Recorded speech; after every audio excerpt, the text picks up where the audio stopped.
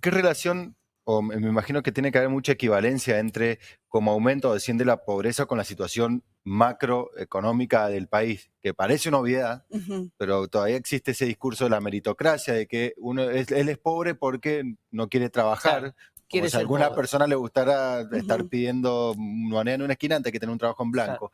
Pero me imagino que, bueno, O ese incluso, dato... perdóname, Seba, Sí, ese discurso de que el que quiere puede, con el cual yo sí, no sí, estoy claro. demasiado de acuerdo, porque muchos quieren y no pueden, Digo, ¿eso cómo lamentablemente. se refuta Sí. a través de los datos que S- manejan? Sí, en realidad, ¿qué es, digamos, lo importante a tener en cuenta en relación a esto que vos decís? Bueno, obviamente la situación macroeconómica y las gestiones que se hacen del Estado influyen en la realidad que Ujú. vivimos día a día.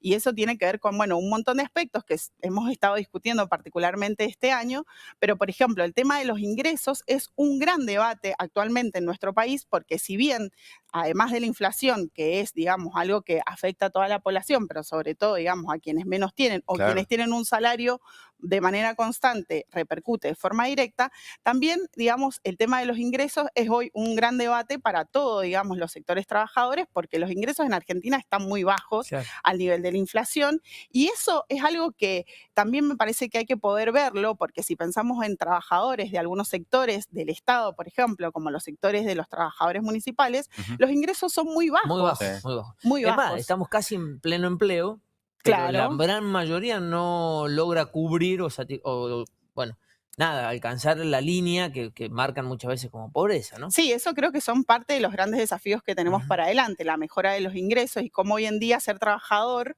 no necesariamente significa no ser pobre, digamos, Claro, claro. ¿no? Por estos Claro. índices que tienen que ver con la inflación. Pero también en esto que un poco decía del trabajo, es sí, estamos en pleno empleo, pero también hay un trabajo que hoy en día se realiza, que es un trabajo precario, no Ujú. registrado, Sí. al que muchas veces y mayoritariamente acceden las mujeres precisamente por realizar muchas veces estas tareas de cuidado, o muchas veces los jóvenes también por no tener tanta experiencia. Entonces digo, hay un contexto donde hay otros tipos de trabajos que no son en el trabajo, digamos, registrado, Claro. que tiene otras características precario, donde también uno de los Ujú. aspectos tiene que ver con que se paga menos. Entonces, precisamente, hoy en día, digamos, hay muchos aspectos para pensar el tema de la pobreza. Y lamentablemente se aumenta el desempleo, eso claramente va para peor, ¿no? Sí, eso es así, digamos, si aumenta el desempleo, eso va a tener Yo me repercusión acuerdo directa. en algún momento te decían, mirá que atrás tuyo hay 10. Como Claro. diciendo, Ah. ¿es esto o atrás tuyo hay 10? Sí, y por ahí también pensar en relación a estos discursos, digamos, de la meritocracia o de algunos aspectos, que también hoy en día hay ciertas políticas públicas o ciertas ayudas, digamos, no vamos a decir ayudas, pero ciertos programas del Estado que contribuyen a realizar otro tipo de trabajo, digamos, como es el potenciar trabajo, Ujú. o podemos pensar en una política universal, como es la asignación universal por hijo, que lo que permite, digamos, es tener un ingreso en esos hogares, pero no podemos pensar que en esos hogares solamente se vive con esos ingresos. No, claro. Y o que no se trabaja, digamos, porque como venimos diciendo desde hace varios años ya, digamos, todo el trabajo reproductivo y el trabajo de cuidado es un trabajo que implica un montón de tareas y muchas veces eso imposibilita que podamos Claro. también Y estar que, insertas en el mercado laboral. no, y además que tengan la oportunidad de capacitar, ni hablar de capacitarse, de estudiar una carrera Por para lograr supuesto. sobrellevar esa situación.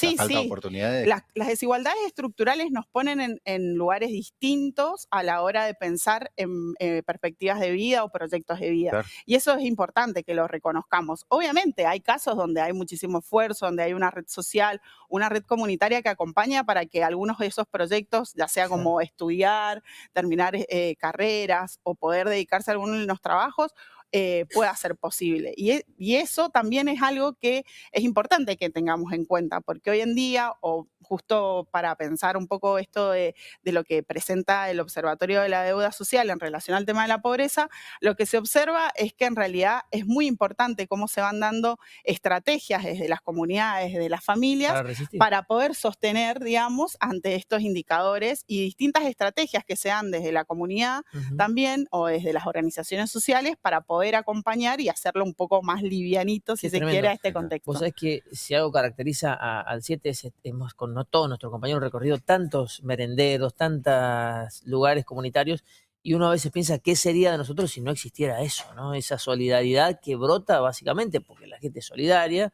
¿Qué sería? ¿Qué sería? Creo que la situación ya sería Sí, yo creo que es Mucho algo más compleja. muy característico también de nuestro país, esto como de una creatividad social para dar respuesta ante contextos adversos.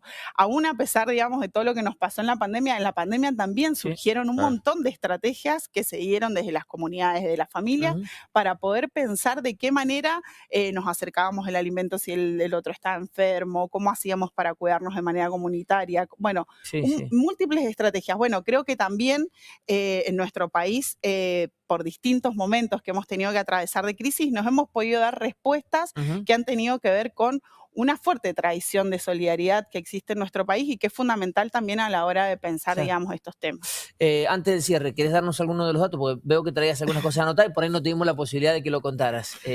Nos queda un minutito al aire. No, me parece muy importante esto, digamos, tener en cuenta esto que planteaba de cómo hay desigualdades estructurales que nos ponen en lugares distintos y que hacen que el punto de partida sea diferente. Claro. El caso de las mujeres es un aspecto bastante importante y en relación a eso también pensar acá que hay un vínculo muy relacionado que es, bueno, hay tanto nivel de pobreza y hay tantos niños y adolescentes también bajo la línea de pobreza que el número es más o menos alrededor del 60%. También esto tiene que ver con un aspecto que es que en nuestro país también hay muchos hogares monoparentales con jefatura de mujeres y que precisamente cuando nosotras nos insertamos en el mercado laboral, lo hacemos en trabajos que muchas veces pueden estar registrados, pero también son los que están más mal pagos, ¿no? Claro. Como lo que tiene que ver con educación, con salud, y cuando no lo hacemos de manera, digamos, registrada, también, digamos, estamos en condiciones de mucha precariedad, entonces también los ingresos son bajos. Entonces también poder pensar cómo esos aspectos tienen que ver con estos temas que son bastante transversales y que es muy necesario de acá para adelante y para lo que viene poder pensar qué políticas necesitamos para que precisamente estos indicadores no crezcan y siempre, digamos, apelar a algo que decimos mucho desde nuestra organización, es que nadie se salva solo y que la salida siempre es colectiva y comunitaria. Gracias. No, gracias a haber ustedes por el charlado con espacio. vos. Eliana Urtubia Díaz, socióloga y referenta de la organización social Mujeres Soy Nosotras.